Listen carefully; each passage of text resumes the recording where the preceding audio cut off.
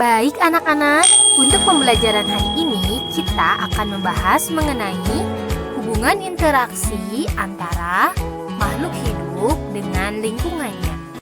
Nah, di dalam interaksi makhluk hidup dengan lingkungannya, anak-anak harus tahu dulu nih, apa itu lingkungan?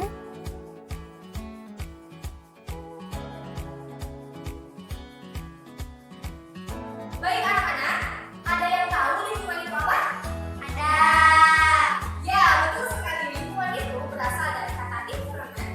Lingkungan itu secara umum dapat diartikan sebagai segala sesuatu di luar individu. Nah, segala sesuatu yang di luar individu itu ada yang enggak? Apa saja sih? Coba sebutkan. Ya, betul sekali. Makhluk hidup lain. Kemudian ada lagi? Ya, betul sekali. Air. Ada lagi? Ya, betul sekali. Ada cahaya matahari, air, dan juga makhluk hidup lain. Nah, ini termasuk salah satu segala sesuatu yang di luar individu. Sebelumnya, kalian harus tahu dulu nih, apa itu ekosistem. Coba kalian perhatikan gambar ini ya. Di situ ada gambar sungai. Coba ada apa saja sih? Biasanya di sungai itu terdapat tumbuh-tumbuhan, ganggang, eceng gondok. Hewannya itu ada ikan, siput, zooplankton, keong, udang. Nah, sungai itu merupakan salah satu bentuk dari ekosistem. Ciri dari ekosistem itu di dalamnya akan terjadi interaksi antara komponen penyusunnya. Dengan demikian, di sungai itu akan ada interaksi hewan, tumbuhan, jamur, air, sehingga terjadi keseimbangan ekosistem. Jadi, di dalam ekosistem itu ada dua komponen. Coba, apa saja sih? Ada yang masih ingat? Komponen-komponennya? Iya betul, terdapat adanya komponen biotik dan komponen abiotik. Masih ingat apa itu komponen abiotik dan biotik? Iya betul, jadi komponen biotik ini terdiri dari benda hidup atau makhluk hidup seperti mikroorganisme, jamur, ganggang, tumbuhan, hewan, dan juga manusia. Sedangkan komponen abiotik itu terdiri dari benda tak hidup. Contohnya seperti tanah, air, udara, cahaya, dan juga kelembaban. Oke, kemudian di dalam ekosistem setiap komponen biotik itu mempunyai peran tertentu. Nah, berdasarkan peran dan fungsi komponen biotik ini dibagi menjadi 3, yaitu ada produsen, kedua konsumen, dan ketiga dekomposer. Oke, kita ke produsen dulu ya. Produsen ini merupakan organisme yang mampu menghasilkan zat makanan sendiri atau disebut juga dengan autotrof. Contohnya yaitu seperti tumbuhan hijau. Nah, tumbuhan hijau ini menghasilkan makanan sendiri yaitu melalui proses fotosintesis. Nah, proses fotosintesis ini akan menghasilkan zat makanan atau karbohidrat dan juga oksigen. Selain digunakan untuk tumbuhan itu sendiri, nah, zat makanan ini juga dapat digunakan oleh organisme lain. Buat apa sih? Yaitu untuk memenuhi kebutuhan energinya. Oke, kita lanjut yang kedua yaitu konsumen atau pemakai. Jadi, konsumen itu merupakan organisme yang tidak bisa menghasilkan sendiri atau disebut juga dengan heterotrof. Yang pertama yaitu ada herbivora atau pemakan tumbuhan. Contohnya seperti sapi, kambing, dan juga lain-lain. Kedua yaitu ada karnivora atau disebut juga dengan pemakan hewan. Contohnya seperti singa, harimau, elang, dan lain-lain. Ketiga yaitu ada omnivora, yaitu pemakan segalanya. Nah, contohnya seperti tikus, musang, dan juga lain-lain. Baik anak-anak, yuk kita lanjut ke dekomposer atau pengurai. Jadi dekomposer atau pengurai ini merupakan organisme yang berperan menguraikan bahan organik dari organisme yang telah mati. Jadi organisme yang sudah mati serta sisa-sisa metabolisme ini akan terurai dan meresap ke dalam tanah, di mana menjadi unsur hara yang kemudian akan diserap oleh tumbuhan. Nah, contohnya jamur sapropit dan juga bakteri. Oke anak-anak, kita lanjut.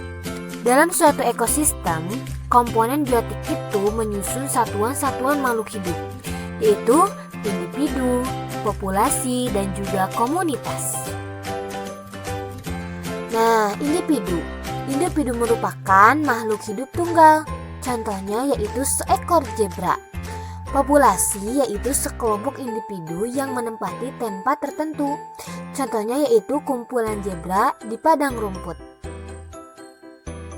Nah, kemudian komunitas. Komunitas ini merupakan sekumpulan dari beberapa populasi yang hidup pada suatu waktu dan daerah tertentu yang saling berinteraksi dan mempengaruhi satu sama lain.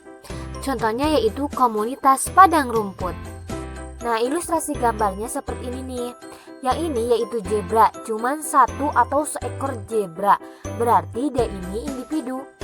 Nah, kemudian yang ini adalah populasi zebra, sekumpulan individu yang sama atau zebranya itu sama. Nah, kemudian yang gambar ketiga ini merupakan komunitas. Jadi di sana ada beberapa populasi yang hidup di tempat itu. Ada jerapah, ada kijang, dan lain-lain. Oke anak-anak, masih pada semangat? Semangat ya, kita lanjut yuk kepada pembahasan tentang simbiosis. Jadi simbiosis ini merupakan interaksi yang erat antara dua organisme dalam suatu ekosistem. Nah, ada beberapa simbiosis, yaitu ada simbiosis mutualisme, komensialisme, parasitisme, dan amensialisme. Oke anak-anak, kita bahas simbiosis mutualisme dulu ya. Jadi simbiosis mutualisme ini merupakan interaksi antar makhluk hidup yang saling menguntungkan. Contohnya yaitu ada anemon laut dan ikan badut. Nah, ikan badut ini mendapat perlindungan dengan bersembunyi di balik anemon laut.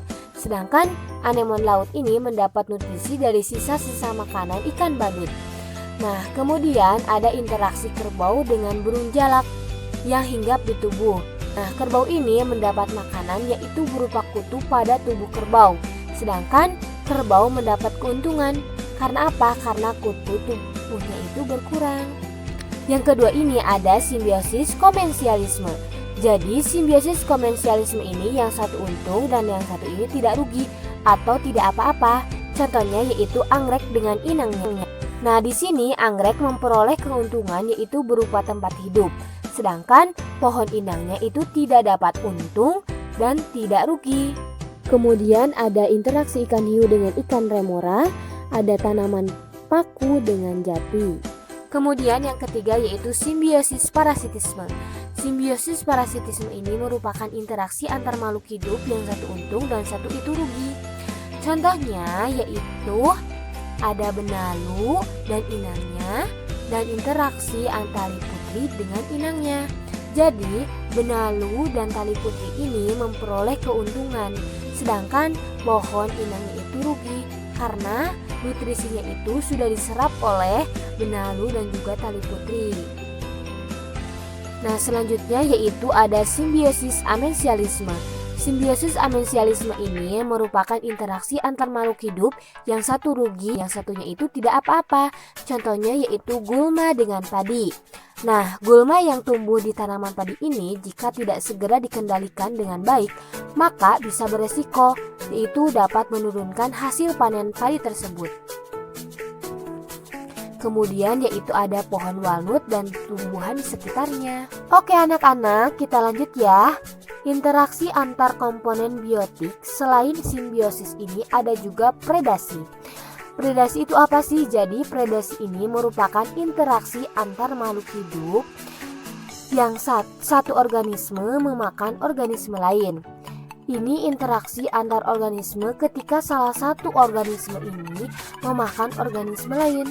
Contohnya yaitu beruang dengan ikan hiu dengan ikan-ikan kecil. Sudah paham kan? Nah, kemudian yang keempat yaitu ada kompetisi.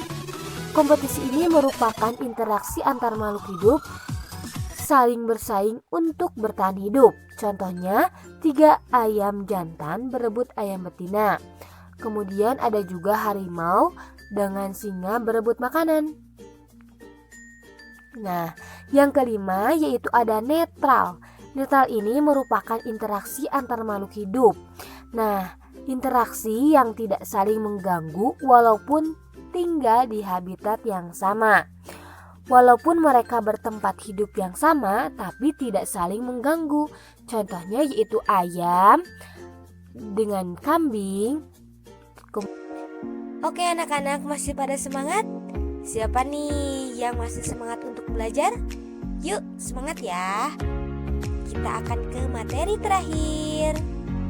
Oke anak-anak, kita lanjut yuk. Karena pada semangat, kita lanjut ke rantai makanan. Jadi rantai makanan itu adalah peristiwa makan dan dimakan yang digambarkan secara skematis dalam bentuk garis lurus, searah dan tidak bercabang. Misalnya nih, rantai makanan yang terdapat di sebuah kebun. Coba kita lihat gambar berikut ya. Nah, di sini put dimakan belalang, belalang dimakan ayam, ayam dimakan ular, ular kemudian dimakan oleh elang. Dari peristiwa makan dan dimakan ini akan terjadi perpindahan atau aliran energi dari produsen atau rumput. Nah, ke konsumen hingga ke konsumen puncaknya yaitu ada di elang. Nah, makan oleh konsumen 2, maka terjadi lagi perpindahan energi. Demikian seterusnya. Dalam setiap peristiwa makan dan dimakan diikuti dengan perpindahan energi. Oke anak-anak, kita lanjut yuk ke jaring-jaring makanan ya.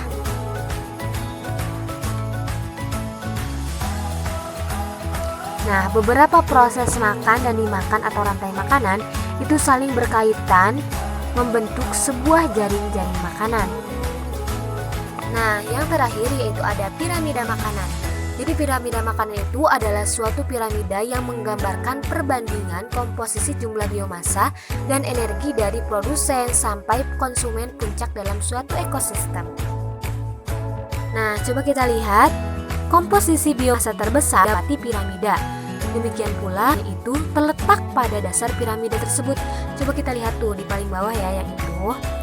Nah, komposisi biomasa dan energi ini semakin ke atas itu akan semakin kecil. Karena apa?